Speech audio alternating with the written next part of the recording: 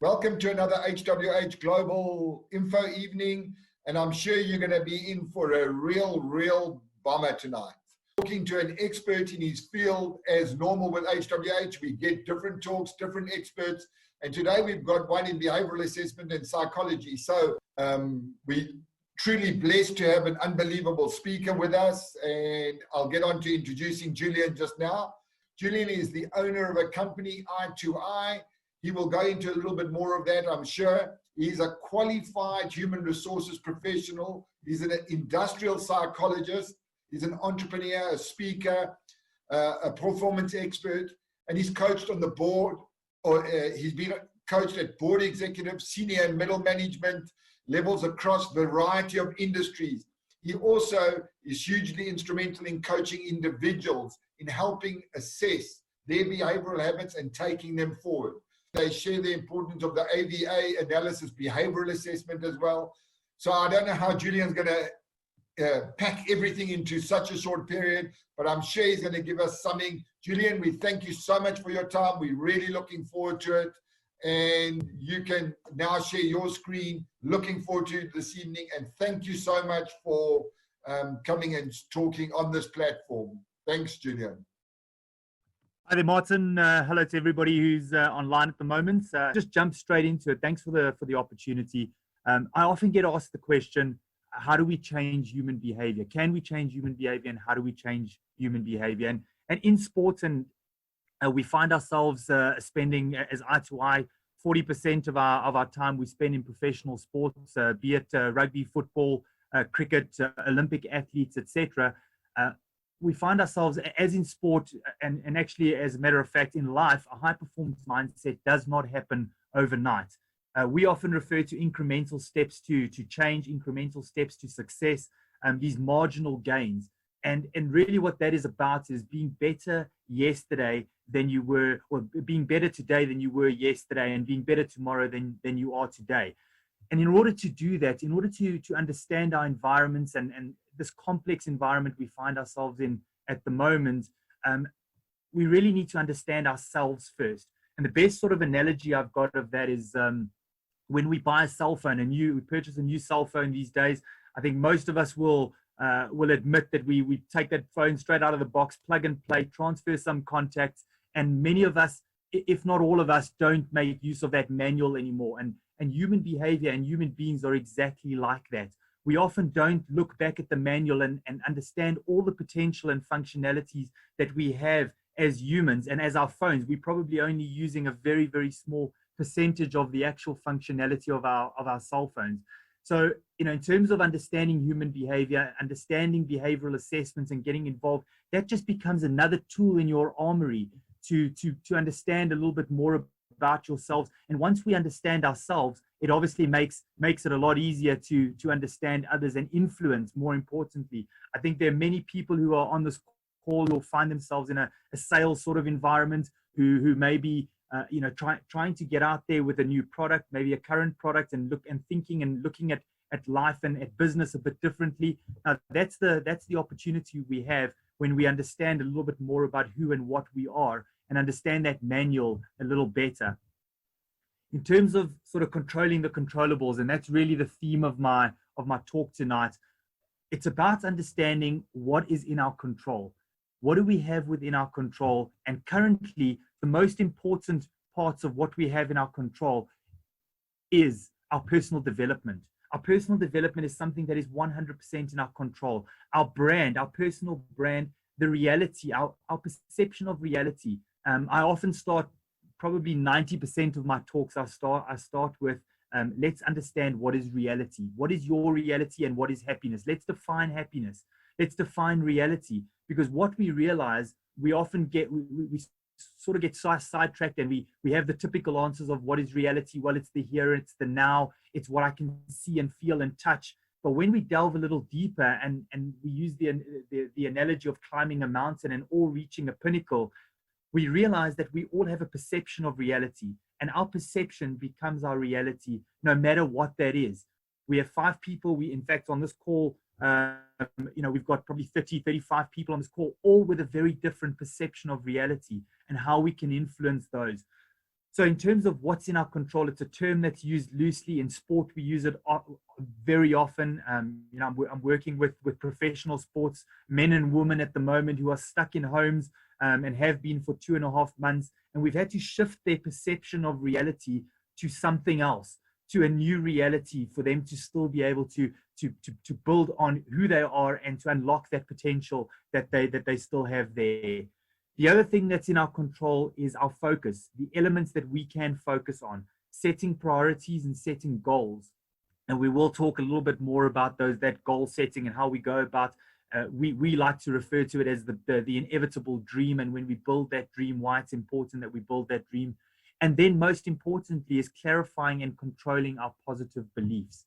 Once we understand that our beliefs play a critical role in everything we do, we'll understand where that plugs in. So to sort of get us started, I just want to give you a little bit of a backstory. We I2I sort of almost started as a company. We started coincidentally and almost by accident. There was a gentleman by the name of Jimmy White, who was a very well-known celebrity snooker player in the UK many years ago, and Jimmy had sort of had a fall from grace in his career. At the pinnacle, he was number 2 in the world.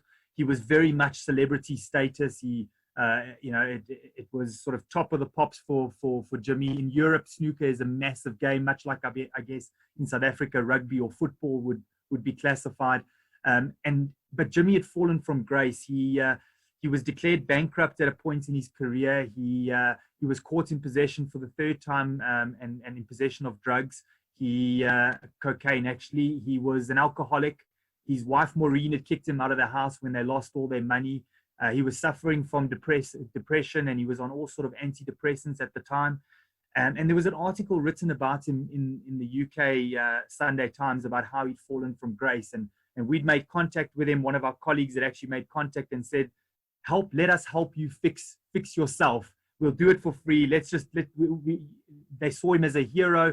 He was a childhood hero, and Jimmy agreed. So to cut a long story short, we spent the next 12 months trying to get Jimmy's head right, because it really was all about Jimmy's head.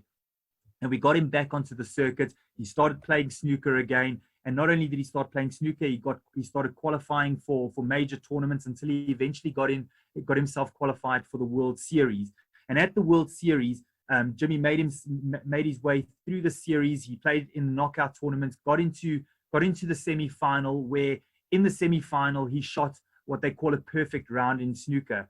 And a perfect round in snooker is where you shoot all the balls in consecutively without giving your opponent an opportunity. For that perfect round, he wins the equivalent of about £240,000 at the time. Now you can imagine it's sort of late 80s, early 90s. He wins this lump sum of money. He then continues and wins the semi-final, gets to the final where he plays his arch nemesis, Mr. Henry, and loses narrowly to Henry in the final. But the story around this tournament is all about Jimmy White. And afterwards, they interview him live on Sky Sports, and they say to Jimmy, listen, the whole world wants to know, how have you turned your life around? And Jimmy looks into the camera and he says, well, I've got this guy at I2I and he fixed me. And you can almost imagine how I2I is born the next day.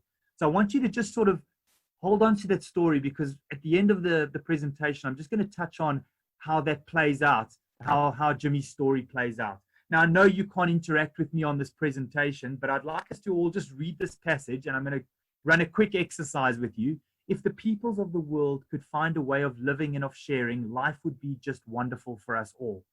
I'm going to give you 5 or 10 seconds to just reread that passage and count the amount of times you see the letter F in that passage. I'll give you all a couple of seconds, and then I'm going to switch off and move to another slide. Count the amount of times you see the letter F. All right, so I'm assuming if this was any normal situation, and by the way, I'm absolutely hungry to get back to people. These Zoom meetings are great and all, but there's nothing like the real thing, and crowd interaction and all that sort of stuff. But I'm guessing amongst the audience, Martin, I could probably ask you straight up, and you can answer how many you got there. I'm guessing anywhere between 3 and 7 or 8, Martin. I got 7. 7. Oh, not bad. I only missed one because I wasn't watching, but I actually counted 7. I know there was 8. There's always an excuse. No, and exactly that. So typically what happens here is one set of information, but we all view and interpret information in a different way. So in this time that we're finding ourselves, opportunities are all around us, but we set in mind, we've got a set mindset. We've created our own self-imposed limits in many instances, and we need to break through those limits. We can never outperform the image we have of ourselves. We can never outperform the image we have of ourselves, no matter what that is. If I'm a C student in my head, I can never be a straight A student. That's just not how it works. We can only ever perform to our belief of our own potential. So while I've got this on the screen, I'm sure many of you are just having a re-look, and you've probably missed the ifs and the ofs. And it's really about how our brain interprets information. So we need to be careful when we're interpreting information, how we go about interpreting that information. Here's another little video. Laurel, laurel, laurel, laurel, laurel, laurel, laurel, laurel, laurel, laurel, laurel, laurel, laurel, laurel, laurel, laurel, laurel. So again, in terms of perceiving information and building our sort of our mental pathways, we all have different ways of perceiving information. I'm sure many of, and I'm sort of going to be very generalistic here, many of us men would be sitting on a couch and our wife's talking to us. We're probably watching the reruns of the Rugby World Cup final for the 15th time during lockdown. And our wife is saying something on the side here. And our brain sort of shut down for a period because, well, we know what she's going to say. We hear the beginning and the end. 2 weeks later or a week later, she says, remember that conversation we had? And in our minds, it sounded completely different. We often create those limits. We interpret information, and sometimes we don't interpret information the way it's been delivered. So in terms of communication, currently in the world where we are at the moment, in building new businesses and building new streams of income, we need to always be very clear that when we communicate, that the receiver is receiving what we are intending them to receive. In South Africa, we've got the added complexity of the Lanny and Laurel or Yanni and Laurel scenario, that we've got different dialects, we've got different languages, we have various ages that are in the business environment, and we're not always hearing what we're supposed to be hearing, and we're not always communicating the way in which we're expecting people to hear the message. So another model that we use, and this is really we've taken complex behavioral psychology and performance psychology and plugged it into a very, very simplistic model. It's a model that works. It's a model that we use over and over. We use it with sportsmen and women, with CEOs, with home executives, with sales teams and executive teams. And it's a model that we know and understand works exceptionally well for us. If you have a look at this model, you'll realize that our behavior at the top of this graph, at the top of this tree, our behavior is dictated and influenced by our feelings. And our feelings ultimately are influenced by our attitude towards something, whether that's positive or negative. And our attitude is informed by what we believe. If you have a look at the beliefs there, you can term it beliefs or values. It often sits below the surface. If we haven't had the opportunity to speak one-on-one and sit closely with somebody and really engage with someone, we often won't really know what that person's beliefs and values are. We only really understand that when we unpack it and we spend a bit of time together. And then one level further, everything that surrounds the beliefs is our conditioning. And I often refer to that conditioning as our mental vitamins.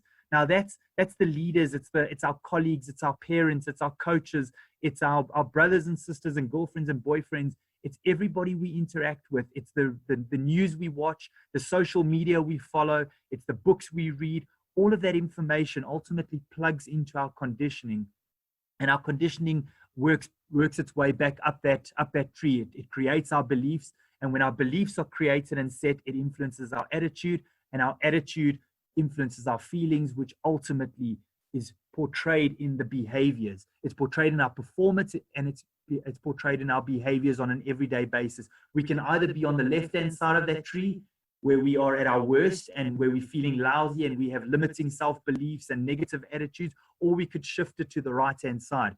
And many times when we work and coach individuals, we look at self-starters, we work with triggers. How do we trigger in and out when we find ourselves on the left-hand side? Because the reality is we do sometimes find ourselves on the left-hand side. No matter how positive we are as humans, we often we can find ourselves on that left-hand side. But it's a lot easier to shift ourselves across to the right-hand side to have positive performance and positive behaviors and feeling great when we've identified it early on, when it's still at conditioning phase. And the most important part and the most important person in your conditioning is you. You have the ability to take all this information that's out there, work through it, and ultimately use that as your self-talk. Look in the mirror, however you do your self-talk, the thoughts are things. Thoughts in our brains will follow the same pathways as actually physically doing things. That's why emotionalize and we visualize before we go and play golf, or before we go out for a run, or before we go into a big meeting or an interview. We not only visualize, but we need to add emotion to it. We need to add that emotion so that we emotionalize. And once we can emotionalize, we can build that powerful belief. No more have we seen in recent times a great example of beliefs and how beliefs have broken through barriers, as Kenya's Eliud Kipkui. He broke the 42.2K, the marathon, in under 2 hours, which was something that was seemingly impossible. There are many stories like that. People will argue for the next probably 5 or 10 years about whether it was a legal run and he had all the assistance required in the world, etc., etc. But the reality is he's broken through a barrier that I can almost put my head on a block will be broken legally in a proper race in the near future. Because much like many past stories, and there'll be stories of Roger Bannister who broke the 4-minute mile. The best part of that story is not necessarily that it took human beings until 1951, 52 to break the 4-minute barrier. The best part of that story, and bear in mind, my UK colleagues still celebrate Roger Bannister Day.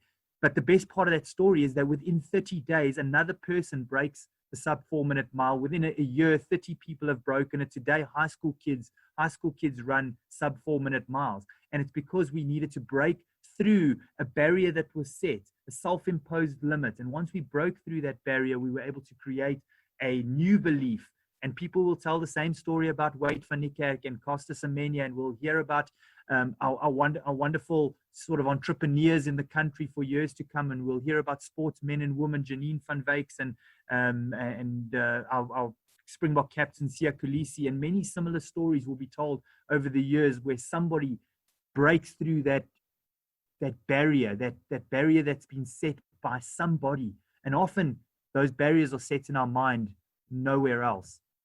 So just a couple of notes there. Our behavior is driven by our thinking. That is critical. Once we understand that our behavior is driven by our thinking, we are able to then change our behavior in a consistent, lasting way by changing the way we think. We may not control all the facts.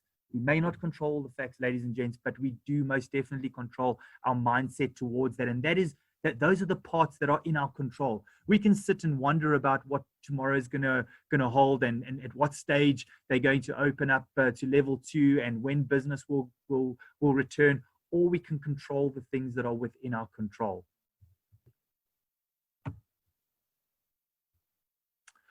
So in terms of goal setting and communication, I think most of us would have heard the very famous speech or the very famous line in the speech by Martin Luther King Jr., I have a goal. He spoke about I have a goal. And or was it no, it wasn't I have a goal. He spoke about, no. So we've never heard anybody say, I've just met the woman of my goals. I've just bought the car of my goals. I've just started the job of my goals. I'm going on the holiday of my SMART goals. No, we've never heard that. And the reason why we don't hear that is because we talk about the dream. And why do we talk about the dream? Is because dreams have words, pictures, and emotions. And great communicators around the world have learned that once we talk about the dream, and Martin Luther King Jr. spoke about, I have a dream. He understood, much like Nelson Mandela understood, that if we use words and pictures and emotions, we can sketch something for somebody. Every employee arrives at work every morning asking a very simple question: what's in it for me? So I often have these discussions with CEOs and boards that say to me, well, they've put the values up on boards, they've got the SMART goals and targets in presentations, but the people aren't adhering to them. The people aren't buying into it. And I'm saying, well, those are because those are small, short-term goals that may have been created in a closed boardroom somewhere, and people haven't attached that emotion. They haven't seen the bigger picture. They haven't looked at what's in it for me. How do I play a critical role in driving the values of this business? How do I play a critical role in setting these targets or achieving these targets? And once I do achieve those targets, what's in it for me? So in order to communicate, in order to inspire people, and in order to build dreams, and I've just recently, last night, I had a discussion with my wife who runs a travel business, and you can imagine it's sort of absolute turmoil for the last 2 months, and there's been tears and all kinds. And I'm saying to her, you have to realize that your business isn't a travel agency. Your business is, you help people's dreams come true. And once you can reframe the thinking, you can help people reframe their minds around what they spend and when they spend money on travel, and what those experiences do for them in their lives. Now that we've all been locked down for a couple of months, I think people would have rethought their priorities and rethought the way they go about things. It was Maya Angelou who said, people will forget what you said and people will forget what you did, but they'll never forget the way you made them feel. So I often, again, hear CEOs say to me, let's chuck the emotion out of the boardroom. There's no space for the emotion. Unfortunately for us as humans, but unfortunately for CEOs, many times, emotion plays a critical role in making decisions. We all know that we make certain decisions when we feel great, and we make certain other decisions when we don't feel great, when we're feeling lousy. And it's critical that we understand that the brain doesn't know the difference between a real or an imagined event. It will produce the same physical or chemical response regardless whether the event is real or not. That's why when we lie in bed at night and we've watched a scary movie, we get in bed as youngsters, maybe some of us as adults still, and you switch the lights off, all of a sudden you're hearing noises in the house, you're listening to every creaking sound in the house.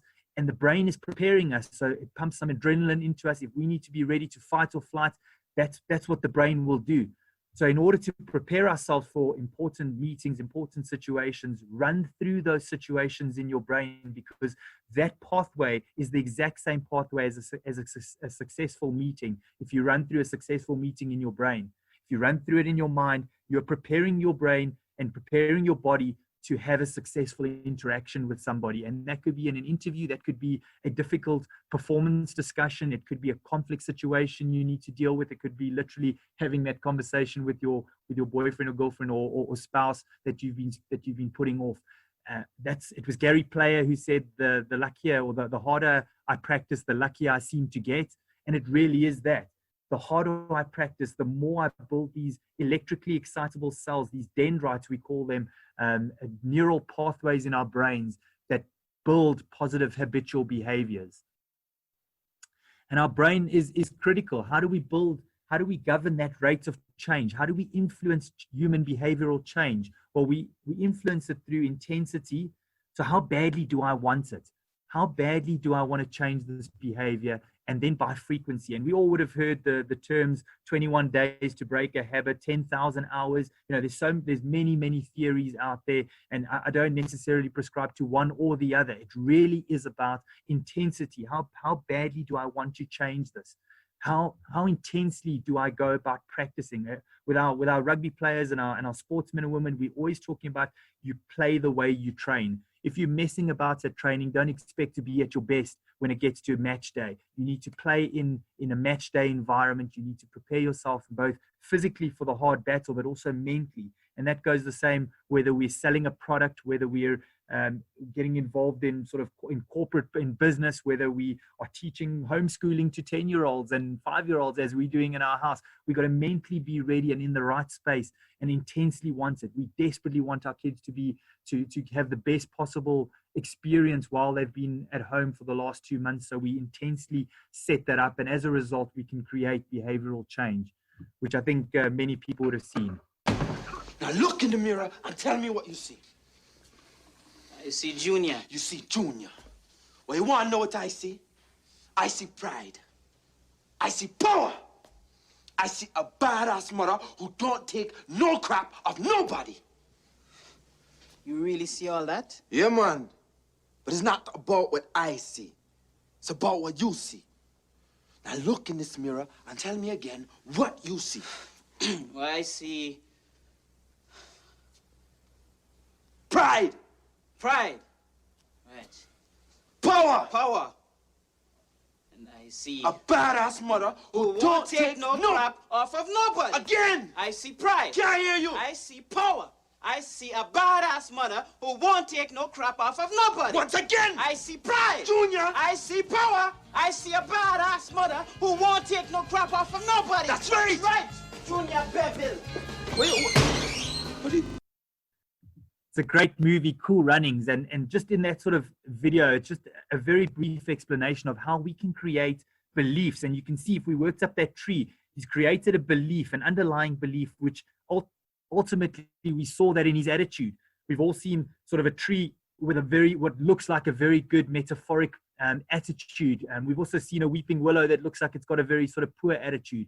But once he's built that attitude, he obviously starts feeling powerful. He starts feeling a certain way, and ultimately that translates in his behavior. And we can build on that.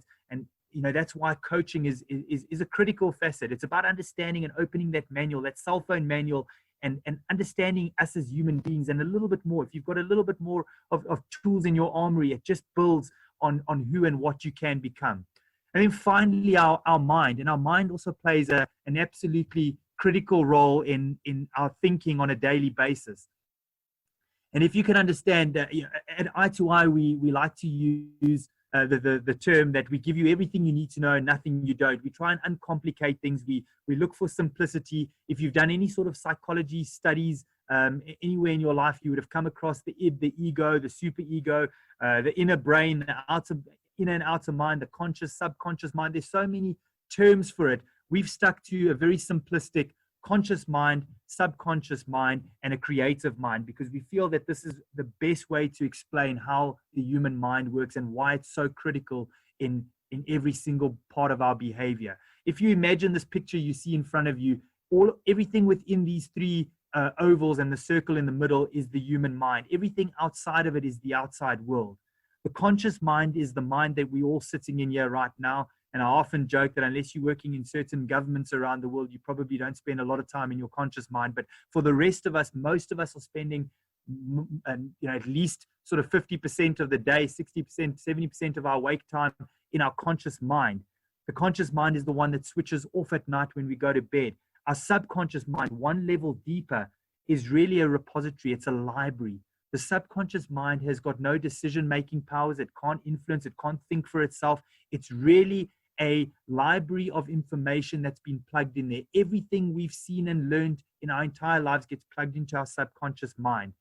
Some people refer to it as their memory, and it's not necessarily their memory. There's a whole aspect that I can spend, and a lot of time I can spend on how the subconscious mind works. But what's critical for tonight's presentation is that you just understand the subconscious mind is really an information storage facility. Then the creative mind, and the best way I can explain the creative mind is like a taxi driver. A taxi driver, and I'm talking New York cab, I'm talking Uber, I'm talking a cab that takes you straight to your destination.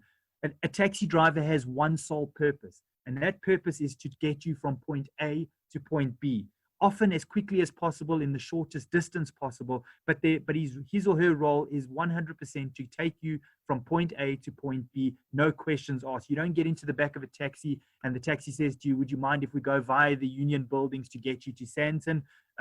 No. Do you mind if I take you this route or that route? Absolutely not. You get into a taxi and the taxi driver says, right, I'll take you straight to Nelson Mandela Square in Sandton City. And that's what the taxi driver does. So imagine the creative mind is that the role of the creative mind is to act on an instruction, and the instruction is often given by the subconscious mind. So I'm going to give you a quick example here. There's only two states that the human mind can ever be in, one being Gestalt. Gestalt is a sort of German term. It's used a lot in psychology. It's used to explain yin and yang, equilibrium, when something is in balance, when something is in harmony, it is in Gestalt. So when the human mind is in Gestalt, it is in harmony, it's in equilibrium.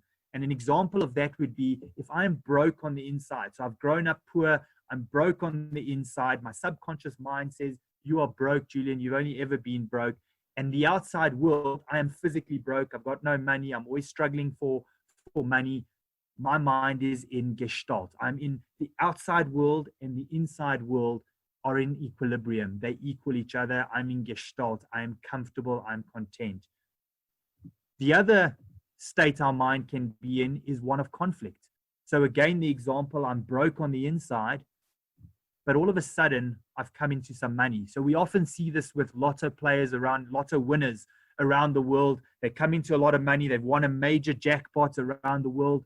And all of a sudden they've come into all this money. Internally, subconsciously, they still broke, however. And remember, so the message subconsciously gets told to the creative mind, you are broke. You don't know how to work with money. You've never been good with money. And what happens? The conflict on the inside, the mind always is searching to be in a position of Gestalt, no matter what, whether that's good or bad, positive or negative.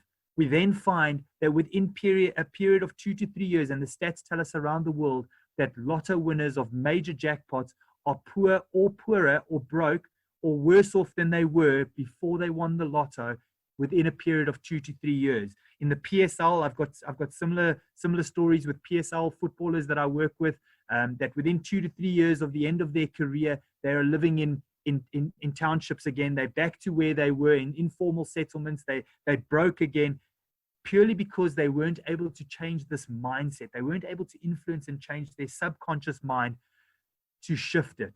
In the UK, there was in the 90s, there was a phenomenon called telebelly. It was fascinating. What they found was that the next morning after a soap opera star the previous night had fallen ill or had been diagnosed with a terminal disease or whatever it was, there was a 30% increase across the UK in absenteeism and doctor's visits, which was crazy to think.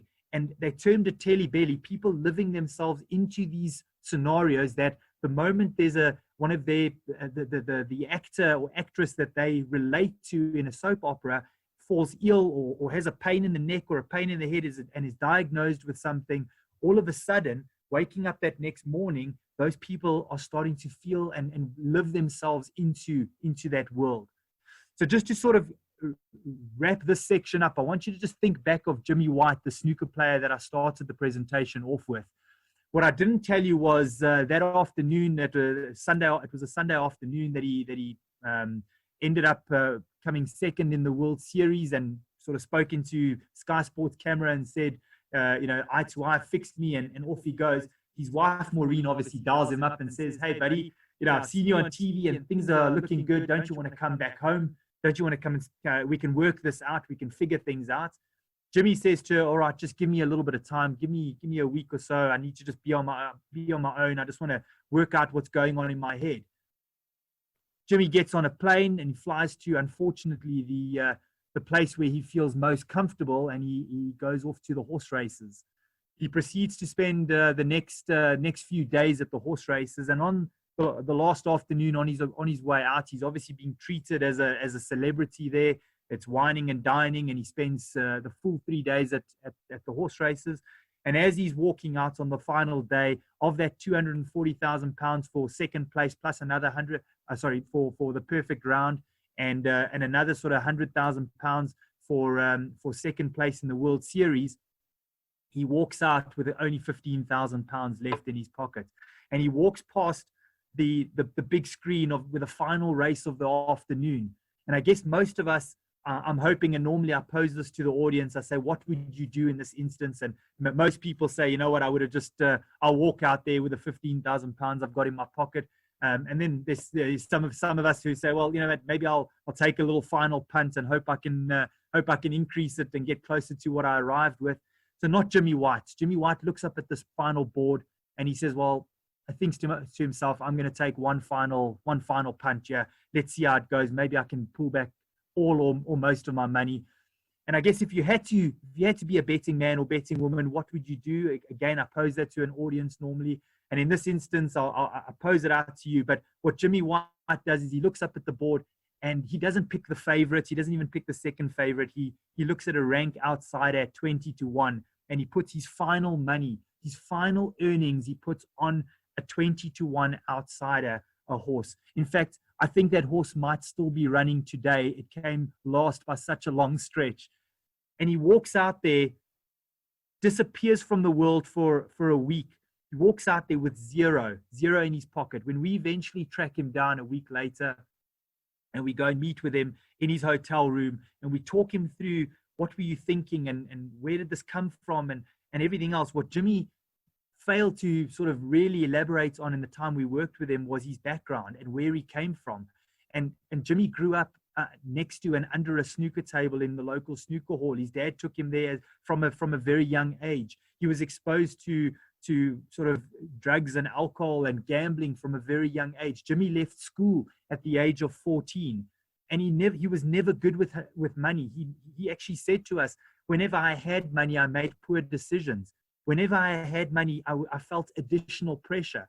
So when we asked him, and now that you've lost all this money, Jimmy, how do you feel?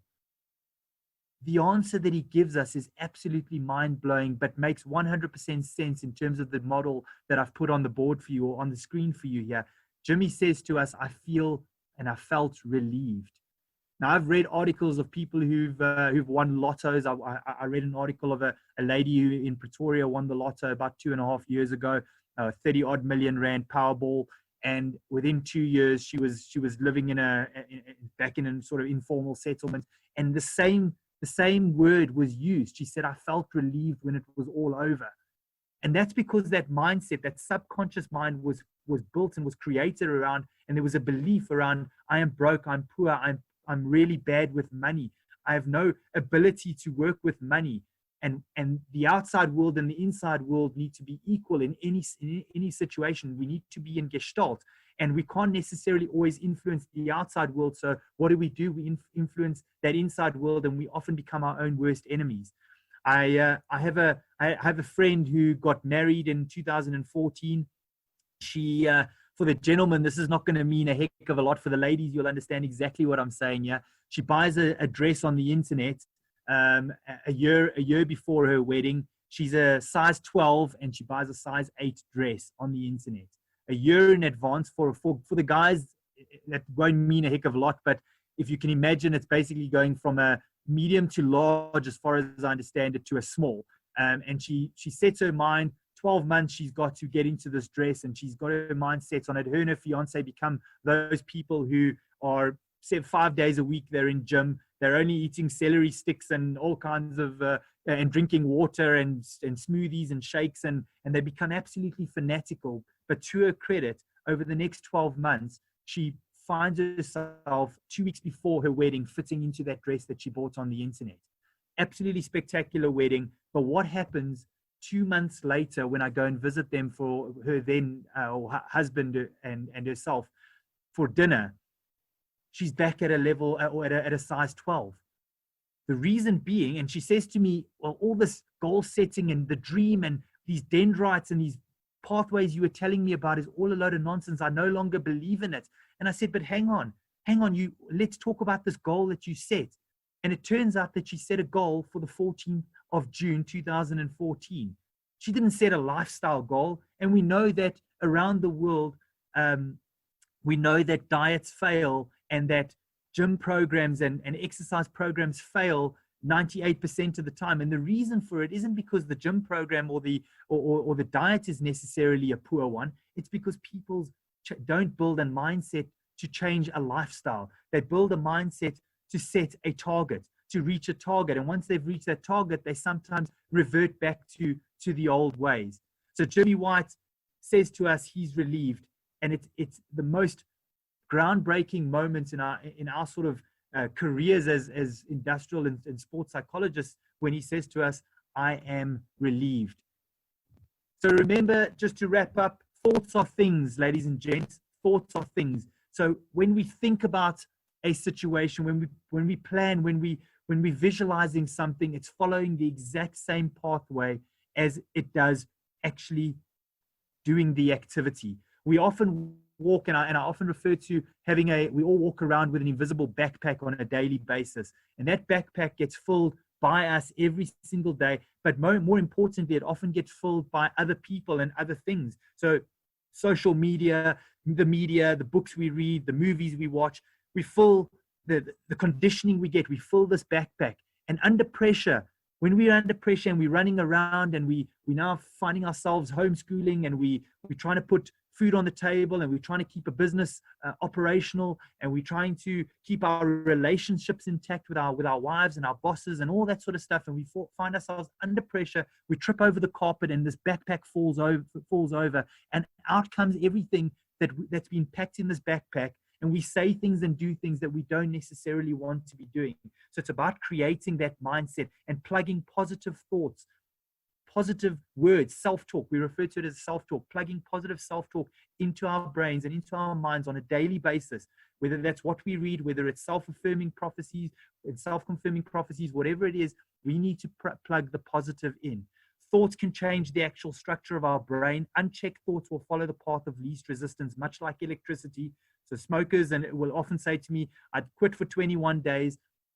And the next thing I knew it, there I was at a braai and I was smoking again, because an unchecked thought will follow the path of least resistance. And if that least resistance is still wider, if that neural pathway is wider than the new one that we've created, and that's why the gyms are full on the 1st of January until the end of January, the gyms are full normally, and then sort of into February, only the regular crowd sort of shuffles in again. And most of those people who've set those goals have gone back to their old ways, because they haven't set that mental pathway. They haven't wanted it intensely enough, and they haven't used it frequently enough.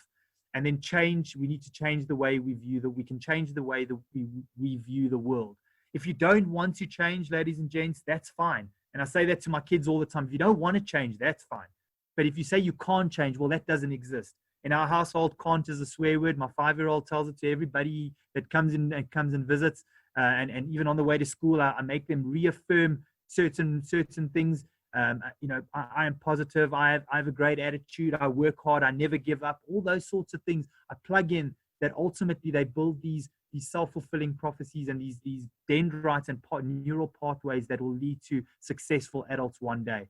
There's a final video, and then I'll say my thank yous from my side. I hope you enjoy this. Hi, I'm Richard, this is Sarah, and we're going to perform the amazing colour-changing card trick with this blue-backed deck of cards. Now the idea is very simple. I'm just going to spread the cards in front of Sarah and ask her to push any card towards the camera. Right, okay, let's see. I'm going to go for this card here. Okay. Now Sarah could have selected any card at all from the deck, but she selected the card which is now face down on the table. And what I'm going to ask her to do is show us which card she selected. Right, so the card that I chose was in fact the 3 of diamonds. The 3 of diamonds, okay, an excellent choice. That card goes back into the deck. Now I'm just going to spread the cards face up on the table. Do a little click of the fingers, and you'll see that Sarah's card here has now got a blue back. Not particularly surprising. What's slightly more surprising is all of the other cards have got red backs. And that is the amazing colour-changing card trick.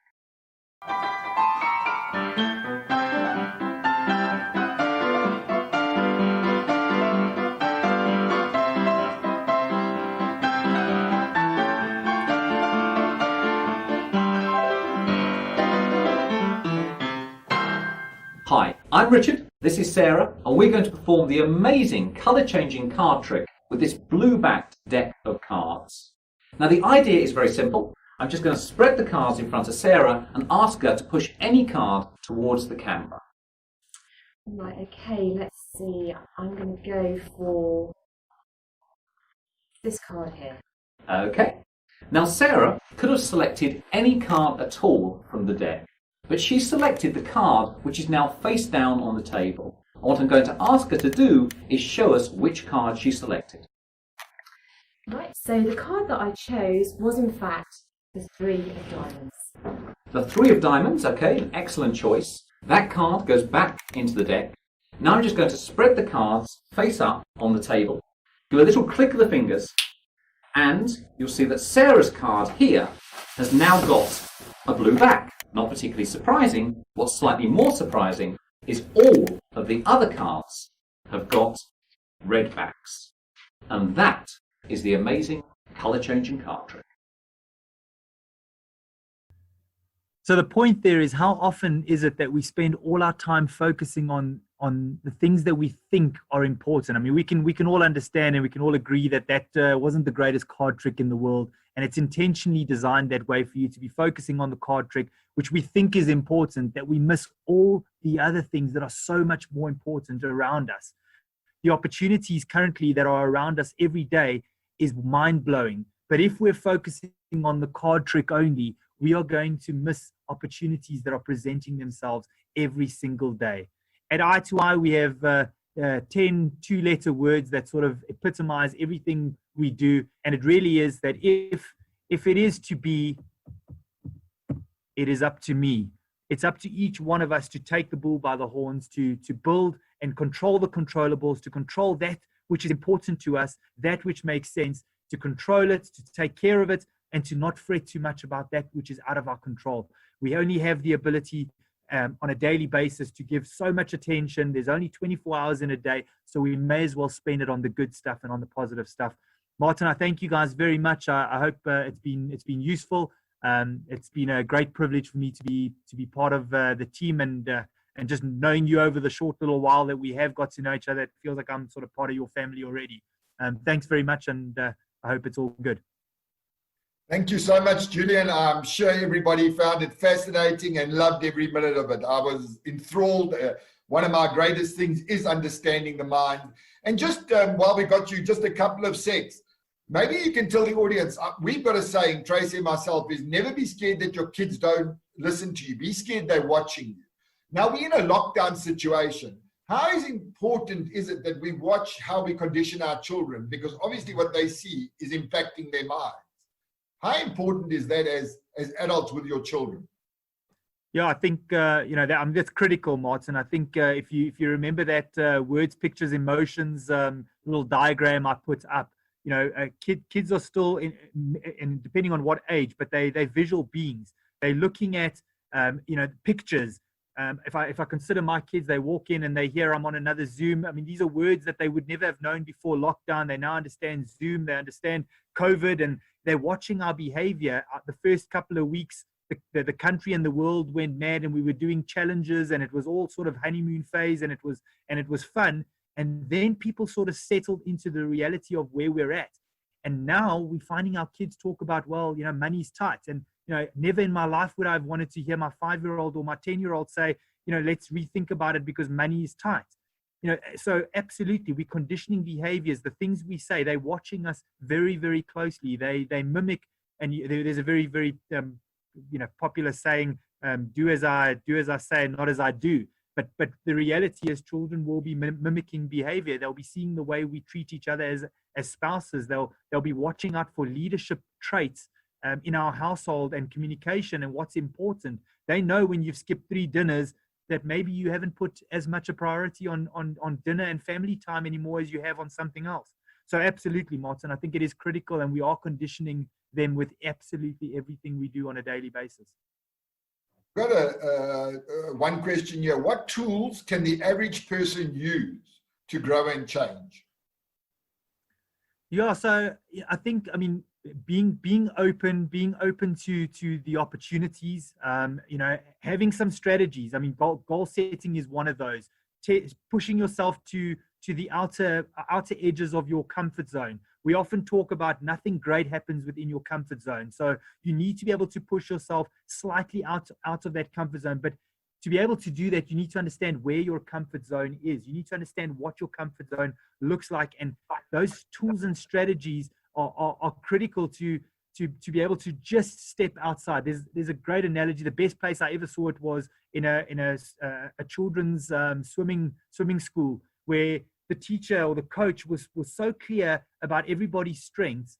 So she would line them up against the wall, and she'd say to the one child, leave one hand. The other child should say, okay, leave both hands. And everybody moved at a slightly different pace, but ultimately she got them all swimming over a period of time. So you need to understand what your strengths are, what your limitations are. There's sort of strength finders. There's the first point is normally for us, it's a sort of behavioral assessment, the AVA or whichever behavioral assessment you like to engage with, helps you understand those areas better. If you don't have a sort of deep self-insight, the AVA or any psychometric assessment that's sort of a registered assessment will help you understand a little bit more about yourself, and then you can start pushing those boundaries and exposing yourself. And if it is emotional intelligence, you can take on, you know, these days there's so much to learn on the internet. You can go and run an emotional intelligence course. You can run a conflict handling. You can run a performance management course. You could take any sort of course online these days. And then the best part, or the what you should then do, is you need to go and apply it. It's one thing learning the theory, but you actually have to go and take those tools and apply it, whether that's in business or in a sort of conflict situation with your spouse or whatever it is. But you've got to go and practice it to get better at it, much like any other skill or technique. In this period of lockdown, or this negative period, you know, I find it quite amazing, because I met quite a lot of people who told me in January that they didn't want to go back to their old life. They wanted a new life. Now we've been given a new life. They want to go back to the old life. Maybe you can give just a bit of your thoughts on what's a new normal and how you can take advantage of this time, how you can change your life for the better, but if you don't live in the past. Yeah, well, I think, I mean, firstly, just on your first point, you know, it's to that diagram again of the subconscious mind. People would rather be comfortable than stretch themselves, than be in an uncomfortable position. And yes, this is uncomfortable. Nobody could have predicted this. What I'm saying to our sportsmen and women when I have these discussions with them on a daily basis is, those who are working hard now, even if they were fringe players, they may come out of this better off than your superstars did going into it.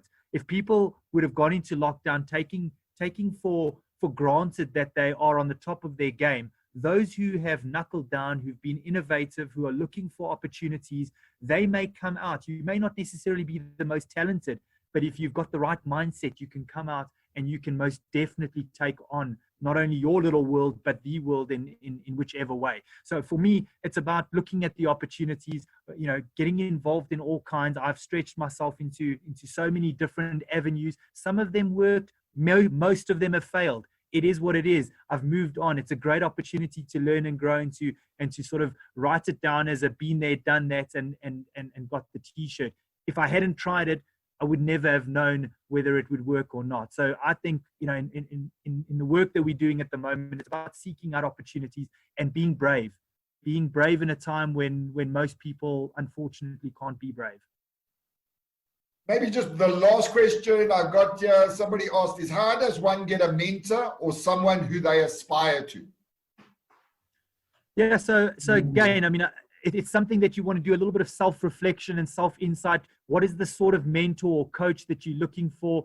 There are many people out there. There are many coaches and mentors that, again, you know, you just need to do a basic Google search and you'll probably find someone within a 5-kilometer radius of wherever you live. It's really about the values. You know, I often say to people, our first session is about building rapport. If it doesn't work for you, I don't take it personally. You know, I'm not going to be liked by anyone. I don't need to be liked by the person I'm coaching. I need to be challenging the person I'm coaching. So if you're finding a coach or you're looking for a mentor, find someone who will challenge you on a daily basis. Find someone who is either similar to you or the exact opposite of you. Someone who can challenge you in areas that you may not necessarily be strong in. So it's about finding diverse opportunities. We were at a stage we were looking at building an application, an app for mentors and proteges, people who, and linking much like an Uber, linking a mentor to a person who's looking for a mentor. So that's sort of still in the pipeline. And it's really about finding what you're looking for. And once you can identify what you want from a mentor, it's a lot easier to go and find that person. Sometimes I think people are just too scared to ask. Just Absolutely. go and ask somebody. If you look up and you aspire somebody, ask them. People are out there, they'll help you. People are there, you know, people want to make a difference, but sometimes we're too scared to go out and ask people and engage ourselves. Well, guys, that's Julian. Julian, thank you so much. We really, really appreciate your time tonight. Thanks, Martin. Love what you said. I'm sure a lot of people will take what you've said and apply it to their lives. And I can't wait for you to do another talk for us. Maybe next time we'll hit the behavioral assessment and how it works and how people can take advantage of that and how we can take it further to the next step. So can't wait to have you back again with HWH. Can't wait to spend some more time.